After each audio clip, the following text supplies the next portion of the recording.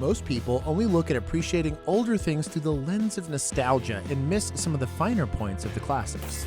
Like a 69 Boss 429, it's only truly appreciated by people who still know how to drive stick and aren't worried about working out a little while they drive. In a landscape of FRT mag dumps and compensated carry guns, why would you want a Smith & Wesson revolver, and why do I care that it doesn't have a Hillary hole? Here was our time with one of the last American greats, the newly manufactured Smith & Wesson Model 19. But before we get into it, here's a quick word from our sponsors. The Voodoo 3-9x32 scope.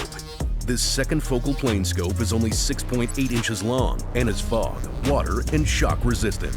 Compact, lightweight, and ideal for short to mid-range shooting. To minimize the overall length, a machine interface will adapt to the included Eotech mount or any aftermarket mini ACOG mounts. The Voodoo 3-9x32 scope is loaded with innovation, precision, and functionality to make that critical shot. This is specifically known as a K-frame or medium-sized revolver. Ours was blued from the factory and had a rather nice checkered wood grip. The fit and finish of the revolver was overall excellent and felt more like the aforementioned muscle car rather than a Call of Duty starter pistol. This model is a 6-shot double single-action revolver chambered in the rather stout 357 Magnum and was definitely not for the soft-handed, but it was easily one of the most fun range days me and Bobby have had in months. For current wheel gun enthusiasts, this is nothing new, but if you've never taken a quality revolver for a spin, you're missing out. That is unless, of course, you have weaker hands or poorer shooting fundamentals, and in that case, maybe go back to your compensated 22 long rifle videos. Before I go down the 357 being 9mm for adults rabbit hole, I want to address the no-lock portion of this pistol and why I think it's a step in the right direction for Smith & Wesson. Good enough for government work, Smith & Wesson owned the largest portion of LE and civilian sales for small arms. With its only real competition being Beretta in non-hunting markets, the Clinton-era attack on gun rights made for a worrisome time to be a firearms manufacturer circa 1994. Every manufacturer faced lawsuit hell, some ultimately succumbing to it, and Smith & Wesson took it upon themselves to make some concessions to their guns and policies to avoid being named in said lawsuits.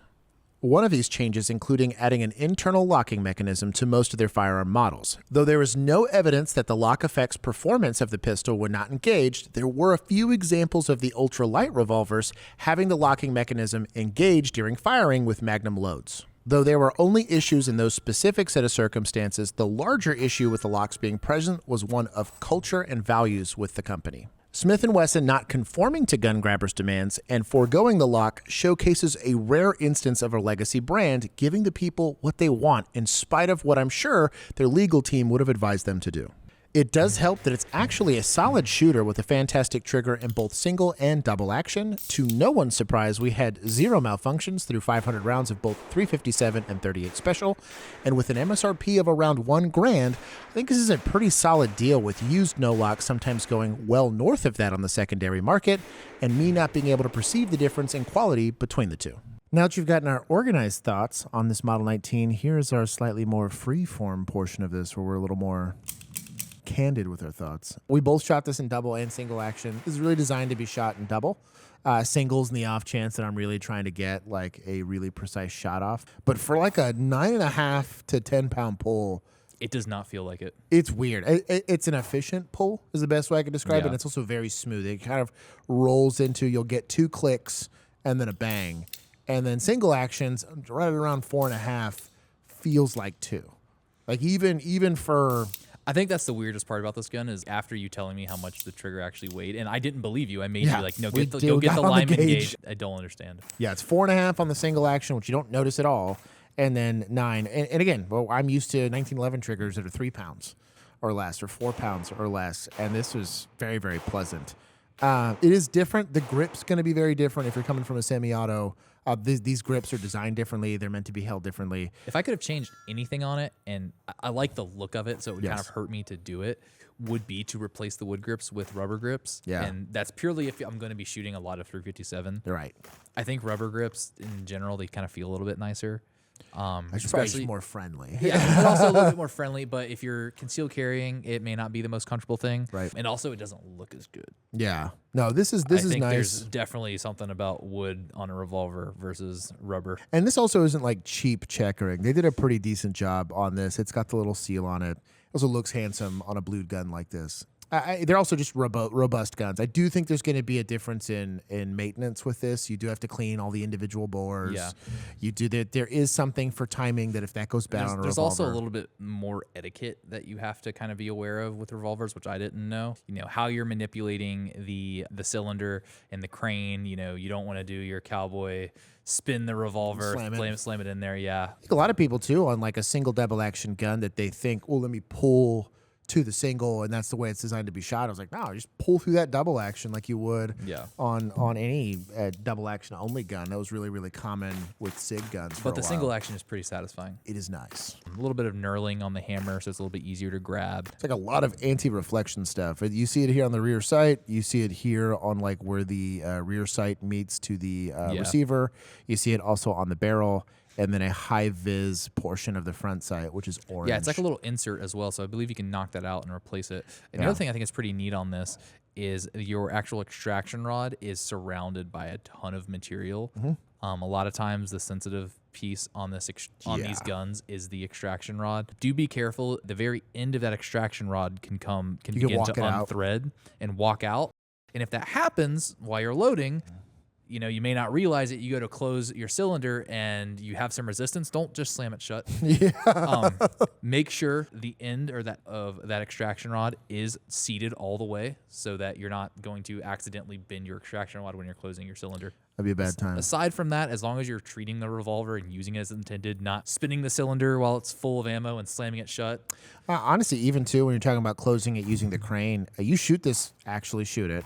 The cylinder gets hot. It does. It actually is hot to hold. And so shutting it, so you're pushing, it's a very quick press when you kind of give her the 2-finger slam to get it to open and extract.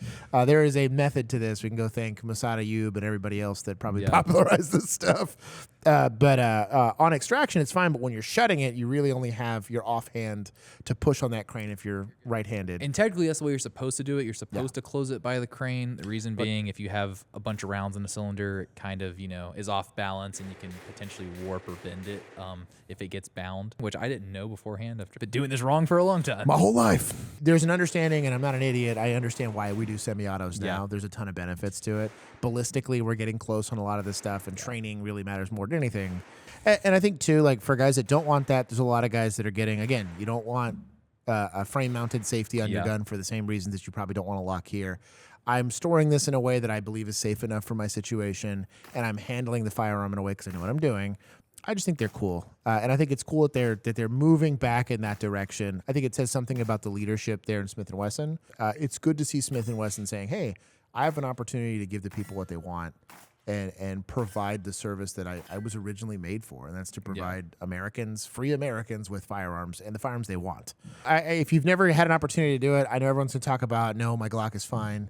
It's just not the same. 100%. I think a good barometer for this was the day that we were at the range. It was pretty hot. Yeah, and we shot 2 or 3 other guns before we actually got to this one. And out of the 4 guns that we brought, when we got to this gun, we did not stop. We went back just to get ammo. We just went back to back to back to back. And part of it, like, I didn't realize it, but it's like it's getting hot. The cameras are getting hot. Let's go sit down. Sorry, Paul, if you see this afterwards. There was definitely some rounds done not on camera just because it was a blast. Kind of like running a pump action shotgun. There is something satisfying about doing it. And there's definitely a little bit of a learning curve. I think revolvers in general are probably going to be a little bit harder to shoot than your semi-auto guns. There's a little bit different like ergonomics, and also like if it's 357 Magnum, for smaller frame people, it's probably going to be a bit much. Yeah. Especially if you're shooting like a lot of rounds. I think on our first day shooting this, we shot close to 300-400 rounds of mostly 357 because I thought I grabbed 38 special, but I ended up grabbing. Box is red. This tracks.